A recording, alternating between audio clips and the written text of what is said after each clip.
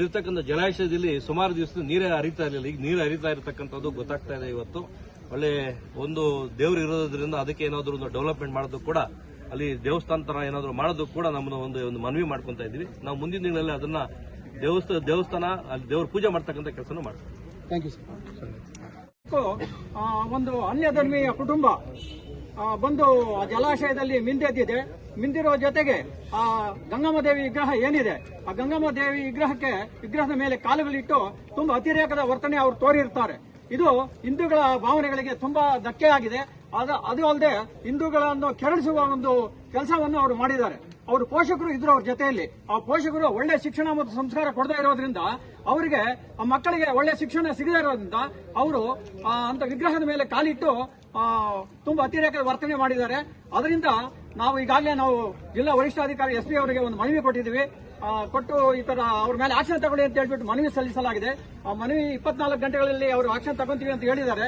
ಅದರಿಂದ ಈ ತರ ಆಗದ ಇರೋಂಗೆ ಮುಂದೆ ಕ್ರಮ ವಹಿಸಬೇಕು ಅಂತ ಹೇಳ್ಬಿಟ್ಟು ನಾನು ಇದು ಹಿಂದೂ ಜಾಗರಣ ವೇದಿಕೆ ಪರವಾಗಿ, ಹಿಂದೂ ಹಿತರಕ್ಷಣಾ ವೇದಿಕೆ ಪರವಾಗಿ ನಾನು ಖಂಡಿಸ್ತಾ ಇದ್ದೇನೆ.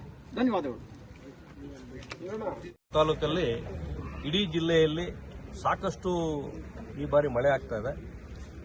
ಸಂತಸ ಏನಂತ ಹೇಳಿದ್ರೆ ಕೆರೆಗಳು ತುಂಬಿ ಓಡಿ ಹೋಗ್ತಕ್ಕಂಥ ಏನಿದೆ, ಈ ಒಂದು ಶ್ರೀನಿವಾಸ ಸಾಗರ ಏನು ಕೆರೆ ಇದೆ, ಕೆರೆ ಸಾಕಷ್ಟು ನೀರು ಕೋಡಿಯಲ್ಲಿ ಕೆಳಗಡೆ ಹರಿತಾ ಇರೋದ್ರಿಂದ ಪ್ರವಾಸಿಗರಿಗೆ ಹೋಗಿ ಅಲ್ಲಿ ನೋಡ್ತಕ್ಕಂಥ ಏನು ಜಾಗ ಆಗಿದೆ. ಇವತ್ತು ಸಾಕಷ್ಟು ಮಕ್ಕಳು ಹೋಗ್ತಾರೆ. ಈ ರಜೆ ಇರೋದ್ರಿಂದ ಹಿಂದೂ, ಮುಸ್ಲಿಂ, ಕ್ರಿಶ್ಚಿಯನ್ಸ್ ಎಲ್ಲರೂ ಹೋಗ್ತಾರೆ. ಆದರೆ ನಮ್ಮ ಹಿಂದೂಗಳಿಗೆ ದೇವರು ನೋಡಿದ್ರೆ ದೇವ್ರ ಹತ್ರ ಚಪ್ಪಲಿ ಕೂಡ ಹಾಕೊಂಡು ಹೋಗಲ್ಲ. ದೇವ್ರನ್ನ ನಮಸ್ಕಾರ ಮಾಡ್ತಕ್ಕಂಥದ್ದು, ಕೈಯಲ್ಲಿ ನಮಸ್ಕಾರ ಮಾಡ್ತಕ್ಕಂಥ ದೇವ್ರನ್ನ ಮುಸಲ್ಮಾನರು ಬಾಂಧವರು ಅವ್ರ ಮಕ್ಕಳಿಗೆ ಎಷ್ಟು ಮಾತ್ರ ಸಂಸ್ಕೃತಿ ಕಲಿಸ್ಕೊಡ್ತಕ್ಕಂಥದ್ದನ್ನು ಎತ್ತಿ ತೋರಿಸ್ತಾ ಇದೆ. ದೇವರು ತಲೆ ಮೇಲೆ ಕಾಲಿಟ್ಕೊಂಡು ಅವರು ಏನು ಆ ಪುಂಡಾಟಿಕೆ ಮಾಡಿರ್ತಕ್ಕಂಥದ್ದು ಅವ್ರ ವರ್ತನೆಗಳು ಇವತ್ತು ಅವ್ರ ಸಂಸ್ಕೃತಿನ ತೋರಿಸ್ತಾ ಇದೆ. ಇದೆಲ್ಲ ಅವ್ರ ತಪ್ಪಲ್ಲ.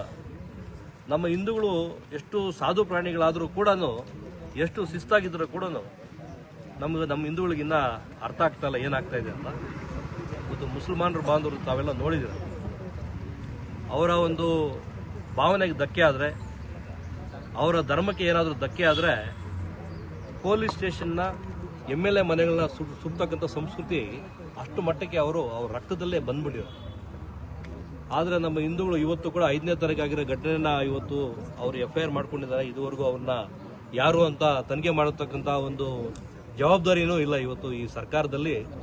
ಸರ್ಕಾರಕ್ಕೆ ಇವತ್ತು ಏನಾಗಿದೆ ಅಂತ ಹೇಳಿದ್ರೆ, ಮುಸ್ಲಿಂನಿಂದನೇ ಸರ್ಕಾರ ಬಂದಿರತಕ್ಕಂಥದ್ದು ಇದು ಎತ್ತು ತೋರಿಸ್ತಾ ಇದೆ. ಅವರು ಹೇಳ್ತಾರೆ ಇದು ಅಮರ ಸರ್ಕಾರ ಅಂತ ಹೇಳ್ತಾರೆ. ಯಾಕಂತ ಹೇಳಿದ್ರೆ ಅವ್ರ ಓಟಿಂದ ಗೆದ್ದಿದ್ದೀವಿ ಅಂತಕ್ಕಂಥದ್ದು ಅವ್ರ ದರ್ಪ ಇದೆ. ಮಕ್ಕಳಿಗೆ ಸಂಸ್ಕೃತಿನ ಕಲಿಸ್ತಕ್ಕಂಥದ್ದು ಇವತ್ತು ಎತ್ತು ತೋರಿಸ್ತಾ ಇದೆ. ಸಾಕಷ್ಟು ಕಾರ್ಯಕ್ರಮಗಳಲ್ಲಿ ನಾವು ನೋಡಿದ್ದೀವಿ. ಆಗಸ್ಟ್ 15ನೇ ತಾರೀಕು ಎಲ್ಲಾ ಸ್ಕೂಲ್ಗಳನ್ನ ಕರೆದು ಗ್ರೌಂಡ್ಗಳಲ್ಲಿ ಮಕ್ಕಳನ್ನ ನಿಲ್ಲಿಸ್ಬಿಟ್ಟು ಭಾರತ ಮಾತೆಯನ್ನ ಘೋಷಣೆ ಕೂಗಿಸ್ತಾರೆ. ಒಂದಷ್ಟು ಸ್ಕೂಲ್ಗಳನ್ನ ಅವರ ಭಾಷೆ, ಮುಸ್ಲಿಂ ಭಾಷೆಯಲ್ಲಿ ಇರ್ತಕ್ಕಂಥ ಸ್ಕೂಲ್ಗಳನ್ನ ಮಕ್ಕಳನ್ನ ಭಾಷೆ ಒಂದು ಕ್ಯೂ ನಿಲ್ಸಿರುವಾಗ ನಾವು ನೋಡಿದೀವಿ. ಎಷ್ಟೋ ಜಾಲತಾಣ ನಾನು ನೋಡಿದ್ದೀನಿ. ಭಾರತ ಮಾತೆಗೆ ಜೈ ಅಂತ ಹೇಳ್ತಕ್ಕಂಥ ಸಂಸ್ಕೃತಿ ಕೂಡ ಹೇಳ್ಕೊಟ್ಟಿಲ್ಲ ಅವ್ರ ಸ್ಕೂಲ್ಗಳಲ್ಲಿ. ಇನ್ನು ದೇವರ ಬಗ್ಗೆ ಎಲ್ಲಿ ಅವರು ಜಾತಿಯಲ್ಲಿ ಹೇಳ್ಕೊಡ್ತಾರೆ. ಅವ್ರ ಜಾತಿಗೆ ಮಾತ್ರನೇ ದೊಡ್ಡದು, ಮಿಕ್ಕಿ ಜಾತಿ ಯಾರು ಲೆಕ್ಕನೇ ಇಲ್ಲ ಇರ್ತಕ್ಕಂಥದ್ದು ಇವತ್ತು ಸಂಸ್ಕೃತಿ ಆಗಿದೆ. ಈ ಒಂದು ಘಟನೆ ಒಂದು ಉದಾಹರಣೆ ಆಗಿದೆ. ಇವರು ಸರ್ಕಾರ ಎಚ್ಚೆತ್ಕೊಂಡು, ಪೊಲೀಸ್ ಇಲಾಖೆ ಎಚ್ಚೆತ್ಕೊಂಡು ಅವ್ರಿಗೆ ಶಿಕ್ಷೆ ಕೊಟ್ಟು ಅವ್ರು ಇರ್ತಕ್ಕಂಥ ಪೀಳಿಗೆಗೆ, ಮಕ್ಕಳಿಗೆ ಇವತ್ತು ಇದೊಂದು ಏನು ಅವ್ರು ತಿಳಿಸ್ಕೊಳ್ಳಿಲ್ಲ ಅಂತ ಹೇಳಿದ್ರೆ ನಾವು ತಿಳಿಸ್ಕೊಡ್ಬೇಕಾಗುತ್ತೆ ಅವ್ರಿಗೆ. ಹಂಗಾಗಿ ಇದು ಎಚ್ಚರಿಕೆ ಕೊಡ್ತಾ ಇದ್ದೀವಿ. ಅವ್ರನ್ನ ಕರೆಸಿ ತಿದ್ದಿಸಿ ಇರ್ತಕ್ಕಂಥ ಮುಸಲ್ಮಾನ ಬಾಂಧವರಿಗೆ ಎಲ್ಲರಿಗೂ ಕೂಡ ಅವ್ರ ಮಕ್ಕಳಿಗೆ ಸಂಸ್ಕೃತಿ ಹೇಳ್ಕೊಡ್ಬೇಕು. ಹಿಂದೂ ಜಾತಿಯನ್ನು ಕೂಡ ನಾವು ಹೆಂಗೆ ಪ್ರೀತಿ ಮಾಡ್ತೀವಿ, ಅವ್ರು ಗೌರವ ಕೊಡಬೇಕು ಅಂತ ಹೇಳ್ತಕ್ಕಂಥದ್ದು ನಮ್ಮ ಆಗ್ರಹ ಇದೆ. ಮುಂದಿನ ದಿನಗಳಲ್ಲಿ ಹೋರಾಟ ಮಾಡ್ತೀವಿ. ಅವರು ಶಿಕ್ಷೆ ಕೊಡಲೇಬೇಕು ಈ ಒಂದು ವಿಷಯದಲ್ಲಿ. ಸರ್, ಅಲ್ಲೇನು ಈಗ ಸ್ಥಾಪನೆ ಮಾಡಿದ್ದಾರೆ ಆ ವಿಗ್ರಹ, ಸುಮಾರಷ್ಟು ಜನಕ್ಕೆ ಅದು ಗೊತ್ತಾಗೋದಿಲ್ಲ. ಅಟ್ಲೀಸ್ಟ್ ಆ ನೀರಾವರಿ ಇಲಾಖೆ, ಮೈನರ್ ಇಲಾಖೆ